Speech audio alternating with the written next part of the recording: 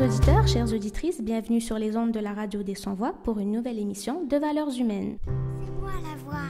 Non, c'est moi la voix. Non, c'est moi la voix. Nous sommes la voix. Nous sommes tous la voix des Sans-Voix. Alors que la violence envers les femmes reste trop souvent tolérée et cachée dans la sphère familiale, le code de la famille algérien demeure pour plusieurs associé à un esprit d'inégalité. Pour cette semaine, vous l'aurez deviné, nous avons décidé d'aborder la condition des femmes en Algérie. Pour le faire, quoi de mieux que d'inviter une femme qui travaille sur le terrain dans le domaine associatif algérien. Cette semaine, nous avons avec nous Madame Myriam Bellala, présidente de l'association SOS Femmes en détresse depuis 1999, ainsi que militante féministe depuis les années 90. Madame Bellala, bonjour. Bonjour. Merci d'avoir accepté de nous partager votre expérience et vos connaissances.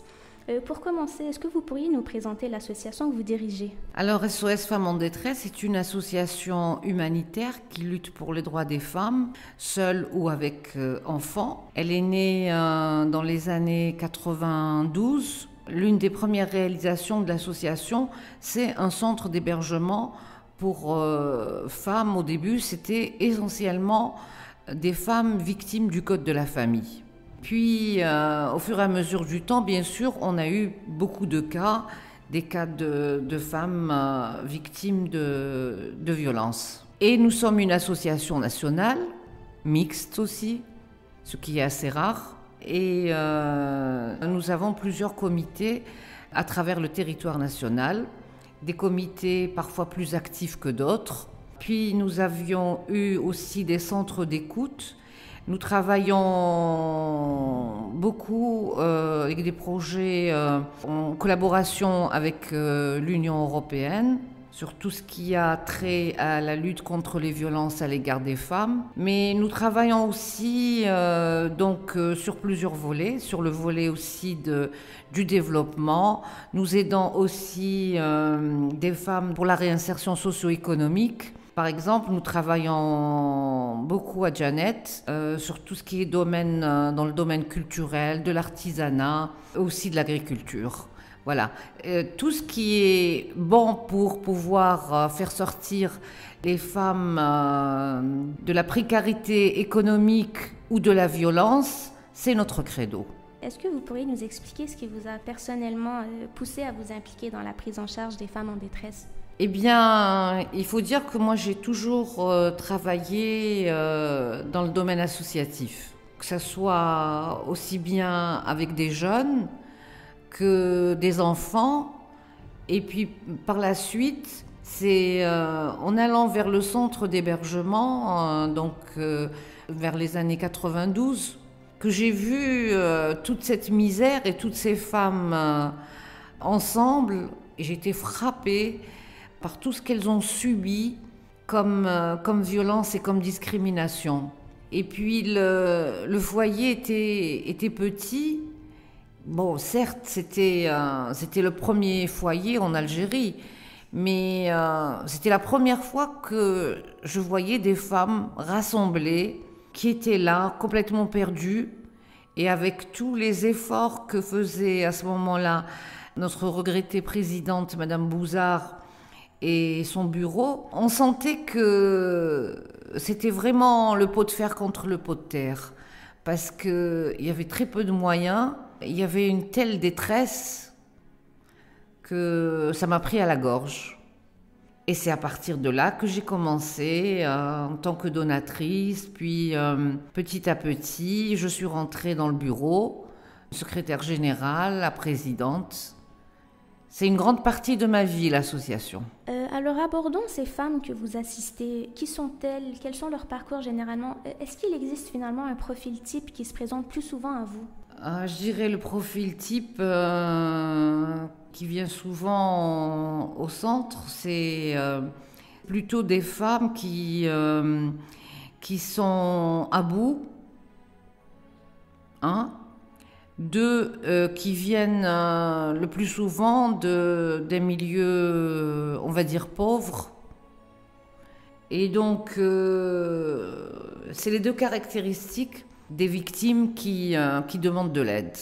Afin de mieux comprendre la détresse de plusieurs femmes en Algérie, est-ce que vous pourriez nous faire part de quelques cas que vous avez reçus à SOS Femmes en détresse qui vous ont particulièrement marqué? Vous savez, j'ai toujours l'impression qu'il y a un cas qui me marque beaucoup plus qu'un autre.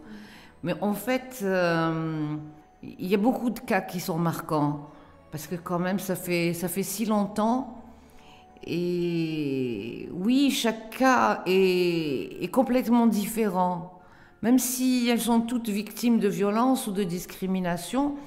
Mais je dirais que j'ai eu un cas qui m'a marqué parce que pour nous, c'était comme un échec quelque part. C'était une dame qui était fort jolie. On lui disait souvent qu'elle avait un visage d'ange. Elle était très calme et très pondérée. Et elle avait 10 enfants. Et donc, on lui avait donné au centre tout un studio pour elle et ses enfants. Il y en avait 8 qui étaient au centre. Les autres, c'était des jeunes hommes, donc ils ne pouvaient pas venir. Un était en prison. C'était une dame qui avait presque perdu la vue. Elle avait de très beaux yeux, des beaux yeux bleus. Elle voyait presque pas.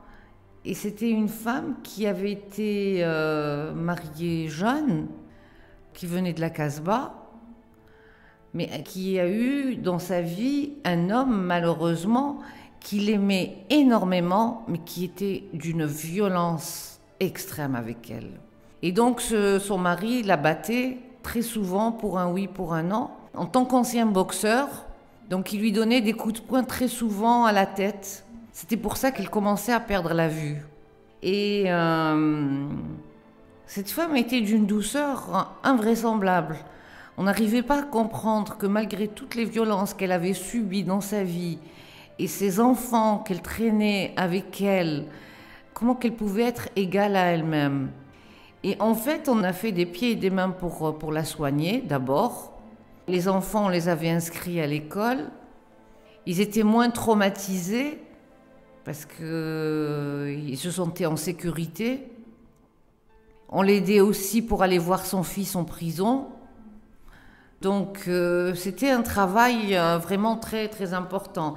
Les adolescentes avaient raté leur scolarité, donc on les avait inscrites en formation. Bon, c'était une famille qui devenait très attachante parce que c'était un parcours assez exceptionnel de cette femme. Malheureusement, c'était au bout d'un certain temps, c'était plus possible, il fallait leur trouver une autre solution. Le problème est que, sans nous dire, les garçons ont renoué avec le père et incité leur maman à revenir aussi parce qu'ils n'avaient plus de solution. Parce qu'ils ne pouvaient pas trouver effectivement une maison et que les garçons étaient séparés de leur maman, qu'ils ne pouvaient pas venir au centre.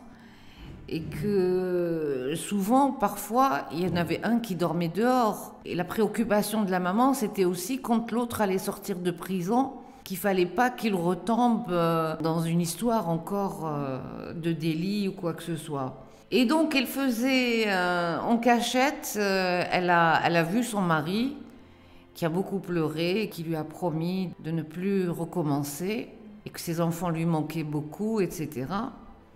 Et puis finalement, les filles n'étaient pas d'accord. Les plus grandes ont fini par fuguer. Et celui qui était en prison était sorti, mais à peine quelques jours, il est sorti de la maison précipitamment et une voiture l'a écrasé et il est décédé. Enfin, c'est une histoire tragique qui m'a marquée parce que, effectivement, pour nous, c'était un échec. C'était une rechute. C'était pire que quand elle était venue. Abordons à présent une catégorie de femmes dont on n'entend pas souvent parler, mais que vous soutenez déjà depuis assez longtemps, les migrantes. Alors, dans quel type de détresse les femmes migrantes se trouvent généralement avant d'arriver à vous? Les migrantes peuvent être sujet de toutes les formes de violence et de discrimination et de racisme, etc. Le problème est que, d'abord, c'est très très difficile naturellement d'arriver en Algérie. il y a tout ce qu'elles peuvent subir au cours du trajet. Et très souvent, malheureusement, ce qu'on ne sait pas, c'est que pour la plupart, il leur faut un compagnon. Le compagnon qui est le mari, qui va devenir le mari, pour les protéger. Et donc, souvent, ce n'est pas un choix, c'est une nécessité. Et donc, les femmes deviennent la proie de ces compagnons. Et souvent, il y a une violence dans le couple qui est très importante, mais elles ne vont pas pouvoir trouver de l'aide, ni de la part de leur communauté, ni des autorités. D'abord, faudrait-il encore qu'elles aient des papiers en bonne et due forme, un statut, oui. Et ensuite, il faudrait qu'elles soient très soutenues par la société civile.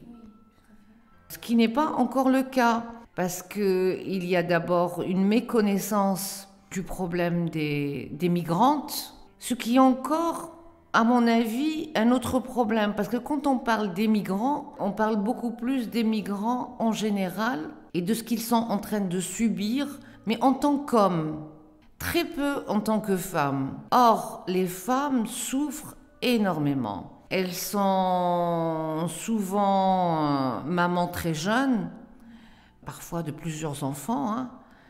Ça va de 2 à 3 à 4. Et elles sont souvent, elles aussi, obligées, par exemple, d'aller chercher du travail parce que c'est plus difficile pour un homme de trouver un job que pour une femme. Les femmes peuvent trouver plus facilement parce qu'elles sont femmes de ménage, elles sont nounous, voilà.